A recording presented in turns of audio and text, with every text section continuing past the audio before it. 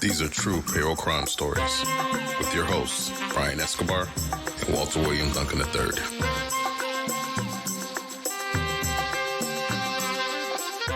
Welcome back, folks, to another episode of True Payroll Crimes. Today, we're talking more about some prevention stuff and some beware things and trends that we're noticing out there, right? Mm-hmm. What's up, Walt? How you doing tonight? What's up, Brian? How you doing, man? I'm good. Hanging in there. Excited for this episode, man. Yeah. Dope. And I know we've been in this lane of like cybersecurity, data, stuff like that, but I feel like it's so relevant in today and how we're going, how things are progressing. We'll get into that as the show goes, but yeah, man, I'm excited for this one. No, I think you're right on time. And we felt like, oh man, we'll one time talk about and then that's it. But it's been to the point of what we're going to cover here. It's ramping up. Yep. And why it's so important in payroll. It's all coming together, man. You see how when you do the work, it just all comes together, right? Because I just shared earlier on TikTok about this random thought I had about payroll. And what I said was payroll at a higher level, payroll is moving data, right? We're moving data along. But at different points, we have to apply different logic, different requirements to that data. Yeah. What makes it hard is that it's at the individual employee level. The level of detail and exceptions and logic and requirements could literally be at each employee level. At best, we hope that it's in groups, it's in cohort, like we get what I call behaviors. It's probably not the right word, but it makes sense for me, right? That's my business. And I call it behaviors. And it's like different group, like your hourly and salary, for lack of those are different behaviors. Hourly people punch in, salary people don't. So they get different rules applied, and it's helped me make it easy to understand, you know what I mean? And apply different things. If payroll is ultimately moving data along through systems, within systems, out of systems, in spreadsheets, from spreadsheets to back and forth to spreadsheets and through, right? Clearly, we are the biggest threat for cybersecurity. Absolutely. And right. So this all makes so much sense. And I think that's why it just becomes a ringing alarm for us when we come across information and we're like, whoa, payroll folk need to know this and we need to be prepared. Perfect segue. Take us through what an article you came across that it concerned you, right? You were like, hey, we have to talk about this. Walk us through it. This first note says business leaders and cybersecurity experts believe that a catastrophic cyber event is highly likely in the near future, as highlighted in the World Economic Forum report.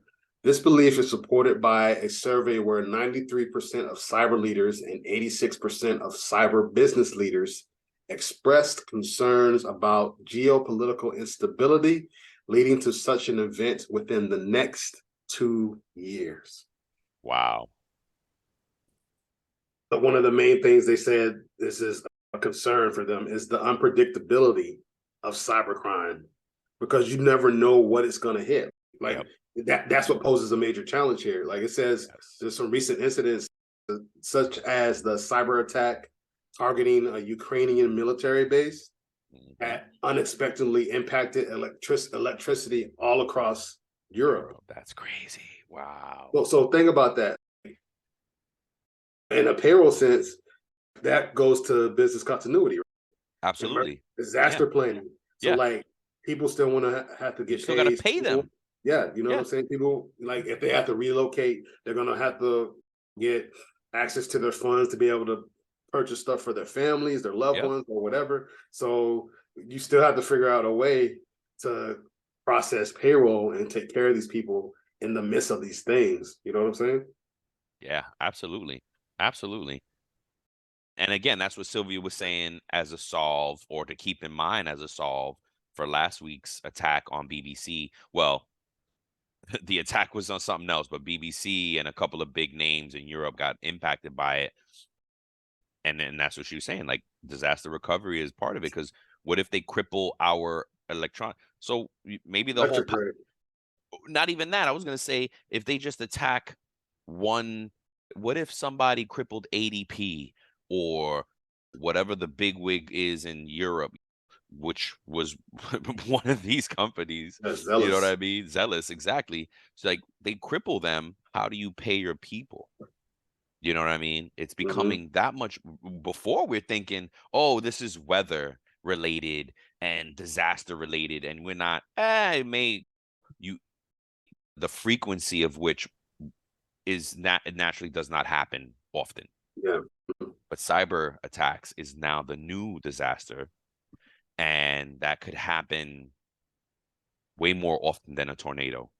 Right? It's controlled chaos and planned and strategized, like to the point of all these Now, companies being. I'm sorry, go ahead. no, go ahead. No, go ahead. Go ahead. My point was going to be everybody has to protect themselves. It doesn't matter because we can't tell the unpredictability of it. Yeah. Every system that has tech involved, any business that has tech involved, unless you're selling oranges on the street, cash only, you're going to be impacted, right? Because if you're selling oranges and you use Zelle and you use a Squarespace and you use that, right? Boom, you're open to cyber threat. You know what I'm saying? Look at these last 2 points. So the point number 4, cybersecurity threats are global in nature. I think that's a key point right there. So think about that attack that happened on Zealous, their third party Move It program. That was attacked. That impacted people around the globe. That Move It program was based out of Massachusetts, right? Exactly. You know what I'm saying? So think it's about a one that. world economy now. It's a global economy. So that's what it says. Like cybersecurity threats are global in nature and required a coordinated international response. Yep. So think about that. Like the profitability of cyber criminal activities underscores the urgency for leaders to prioritize collective action. But that means, like, to your point, we globally have to work together to make sure that we fight against these different things. Think about from a global payroll standpoint, you're processing payroll for thousands, tens of maybe hundreds of thousands of people across the globe. Yep. So think about that, like how we have to protect them. And so, like, point number 5, it says the exponential growth of the cybercrime industry raises concerns about the potential impact of a future cyber attack. If cybercrime were considered a state or a country, its projected value would make it the 3rd largest global economy. Holy crap. Well, think about that. That's insane. If cybercrime were a country, or a country or a state, it'd be number 3 in the world. It'd be number 3 in the world. That's insane. So think about that. Like, as we're moving to more digital data, we're moving away from doing things like scanning stuff and stuff like that. We're going away from having hard signatures on stuff. We're doing digital stuff. We're doing all these different things digitally. Like, this thing is just, our data is what's going to have to be protected, man. So going on to what we have right here, how does this impact payroll? Number 1, it can impact people's pay, man. Yeah. The thing that number 1 thing. The thing that people work for, that their livelihood, the thing that they clock in and out for. Yeah. So imagine doing that and allowing their pay to be impacted because we didn't do our thing as a payroll professional or as a company to protect our people. And that moves on to our second point. Once you mess up somebody's pay, we had a stat in a previous show, after 2 paycheck errors, I was thinking, you break that trust with that person, and they're like, hey, that's like in a relationship. Hey, you only got so many strikes for some people. Hey, that's 2 red flags. You're trying to court somebody and date somebody, and then you have 2 major red flags. You're like, I don't know if I can trust this situation. So that goes to the second point about trust. People will lose faith in the security that banks, companies, and governments can provide if they can't protect their information. And that goes to the third thing that I have here is data. PPI information, like other sensitive documentation. Think about that, all the stuff that some of these HCMs keep in there, right? You could have some health data on somebody. Think about that when a person puts their dependents on for medical or for the benefits. So most times you have to put your dependent's social security number in the system as well. Yep. So think about that. Your entire family's information may be in your payroll provider's system, HCM. And if they're not careful and they put that out there, it can impact your whole entire family. Absolutely. Right? Absolutely. They can have your health records, your family information. Yep. Like depending on what information is in the system, like they can, like if they uploaded your degrees or your certifications and they have access to all that stuff, man, they can have your whole life in the palm of their hand. Life. Yep. Your I-9 information. Like they can have everything. Yep. It makes me think of what the blockchain is trying to do, and we become the masters of our data, right? And we hold it behind some secured environment, and we only release it to folks who are privy. But look, I would imagine just data being, again, back to my point, data, payroll is moving data. If we're always moving data, there's always going to be a threat possibility. You know what I mean? Yeah. All right. So, and it works right in. And as you ended with how cybercrime is exponentially growing, it made me think of what else is growing, which it immediately made me think of another article I came across about paychecks. Yeah. And they did a study for AI adoption, and it's focused on employee well-being. Of course, you want to use AI how to retain your employees and keep them. You can't pay anybody if you don't got employees. So first things first is how do we keep our employees? Because retention has been like one of the top topics right now. And they're saying increase adoption of AI in HR. Survey indicates that a significant number of HR leaders in the companies, varying in sizes and plans, plan to utilize artificial intelligence in the next 12 months. More than 75% of HR leaders, more than 75% of HR leaders at companies with 20 or more employees, so that's most companies in the country,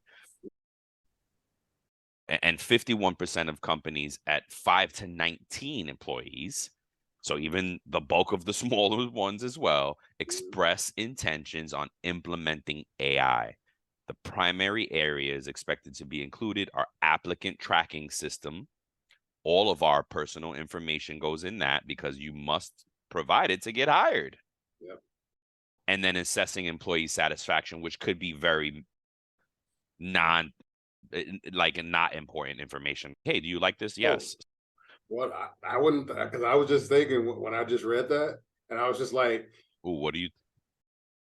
A person has access to, say I'm a certified cyber hacker or whatever, scammer, and I have access, and all I have is your name, your phone, and stuff like that. But I see there's a survey that says, oh, you're dissatisfied with your pay, you're dissatisfied with this. They'll use anything, man. You're right. I take that back, guys. I stand corrected. My apologies. They'll use anything. They plan to use this to include, again, primary areas where they want to use the AI, applicant tracking systems, and assessing employee information. That's just the beginning, right? Yep. And then, again, evolving HR technology prioritize. HR leaders are prioritizing the adoption of HR technologies to increase employee productivity, improve employee experiences, support training and skill building. And additionally, there is a trend toward implementing new employee pay methods for increased wage access, such as the pay on demand and shorter payroll cycles. The role of HR is changing, with leaders focusing more on strategy and communication while leveraging the technology. So if that's where we're moving, but who's exponentially growing quicker? The cyber attacks. My bad. Go ahead. No, to your point that I wanted to add, like that, this phrase in here, that in the last sentence, it says the role of HR is changing, with leaders focusing more on strategy and communication while leveraging technology. They're not the only ones trying to leverage that technology. Exactly right. So And they, while we're doing it in the HR and payroll fields, the cyber person is just sitting there. That's what they do. They're studying it. Think about how in tune we are with payroll, how dedicated, how focused you have to be in the payroll industry. Like, you have to be dedicated and focused. These people are that when it comes to cybersecurity and cyber hackers and stuff. And they're like better that. funded. Think about it. Think about how long it takes to change an HR system, to adopt. You know how long it's going to take for companies to. We haven't gotten digitized yet. Companies are not even done digitizing and being fully online in some digital manner. Now we're going to introduce AI. It's going to take them a while. It's going to take a while. The most aggressive company might be done in the next 12 months. But guess what? My point is, the cyber hackers, they don't have bureaucracy to adopt, to get approval, and they have trillions of dollars in their war chest, and they're going to develop this exponentially quicker than HR can fight it. Yeah. So we got to get a payroll folks, pay attention. Payroll. Yes, exactly. Pay attention, because these people are looking for that chink in the armor. Yep. They're looking to see that weak point. That if you have that Achilles heel. Yep. You know what I'm saying? If you have that weak point. Could be a third-party vendor you're using. It could be some software you're using. Could be some connection, some API, something that's letting them in. Think about it. They can have programs running, walk away and just have it running on your site 24/7, and then it just automatically just instills. Say they force a reset of. You talked about this in the last episode. Say they force a reset. They force you to reboot your servers or something like that. They force you to do something, and that's how they get in. Yeah. I watch a lot of movies too, so I'm assuming that's how they get in. But no, it's true. And again, I'm getting worried right now, right? Because I'm thinking it's opportunity as well, folks, right? If you're young in the payroll game, this might be a time to start defining yourself as a cybersecurity expert, as well as being a payroll expert, because those two things are going to merge in the future. Those two things are going to be, that's going to be I already see a new job in HR, in payroll department, your cybersecurity person. IT and payroll. HR, right? You're going to have a cybersecurity person. HRIS is already IT for HR. It's your in-house HR people, right? And IT people. So all that, you add another person, you add a cybersecurity expert that's specifically monitoring all your HR, all of your employee systems. It's a natural extension of HRIS and or payroll, depending on how that is organized in your company. It's a natural extension there that you have somebody that is concentrated on the systems that you're using and securing them accordingly, and working with IT. Like you said, you're partnering with IT, you're working with IT to make that happen as well. But I see that. So young folks, anybody folks, really, you're never too young to change. But if you want to get something new, here it is. Yes, if you're working on something new, if you're developing your own thing, which Brian and I are developing our own thing. Security was at the forefront of our minds when we thought about this stuff. We were just like, how are we going to keep it secure? How are we going to keep it secure? How are we going to keep it secure? And two-factor is great, but I was talking to encryption is great, but given enough time, if somebody really wants to break into it, they can break into your stuff if they really want to work into that. So as many layers that you can create that doesn't become cumbersome to your people, then you put those blockers in place, put those firewalls or whatever it is in place to prevent these things from happening, because like business is all about trust. At the end of the day, paying people, whether you're the business professional, whether you're the payroll professional, whatever it is, when you do these transactions, it's all about giving somebody, providing someone, whether that's an employee or a client, that's providing them with a result. and processing their data and giving them the desired result at the end of the day. Yep. So, and if you fail to do that, they're going to probably go somewhere else. They're going to take their business, or they're going to take their employment It's like and go you said, the somewhere trust. else. Yeah, it's the trust. Because think about it. Why would I want to work for a company that can't secure my data and is getting attacked and they can't do their thing? You don't, again, it goes back to that whole, you don't care who messed it up. Your check is messed up. Mhm. You don't care. And you're really depending on, I think about Adrian Resto and in the sentiment that he had, he's, my hands were responsible for paying all these people. He took it so seriously, man. He's so passionate and so serious about the impact that he is a part of in paying people.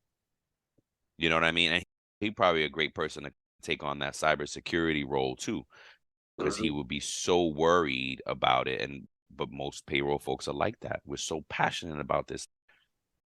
And again, we get it from folks all the time. Such an impact. I'm just looking at more numbers and billions and trillions of dollars and cybercrime to cost the world 10.5 trillion annually by 2025. That's only 2 years away. Is it even 2 years? It's a year and a half. Less. A year and a half, folks. So think about that. They're saying this is going to be a catastrophic. Protect yourself, protect your information, protect your family and your loved ones. Hey, have them subscribe to the podcast, listen to the podcast, and like really educate yourselves on how to protect your data and yourself when it comes to these cyber threats. Because it's not, like, to your point earlier that you said in the show, it's on the employee level. It's on a personal level. It's, hey, we have to protect ourselves at home. First as well. And then we have to extend that protection to others when we go to our jobs. And we have to do that for other people. But protect yourselves, payroll people. This is information. Yes, it's to help the payroll professional as a professional, but it's also to help you as a person. It's about payroll, but remember, it's about people. About people. Love it. Love it. And that's a great way to end the show, folks. That is all we have for you. This is our True Payroll Crime series. We're trying to give some awareness. It's not only about telling the stories, but we want to empower you folks to be mindful, be proactive, be intentional about being proactive, because there are some threats. And again, as these cyber threats exponentially grow, HR is trying to adopt, HR and payroll folks, we're trying to actually adopt the technology too, but that puts us more at a threat. So we just have to put cybersecurity as your number one intention as we develop and grow with this technology. Yeah, man. Love it. Absolutely. Love it. I love it. Yeah, man. So thank you, folks. Yeah, exactly. Thank you, folks. We love you. Keep coming back. Peace. Peace. Thank you for tuning in to It's About Payroll. Until next time, keep learning, keep growing, and most importantly, keep going.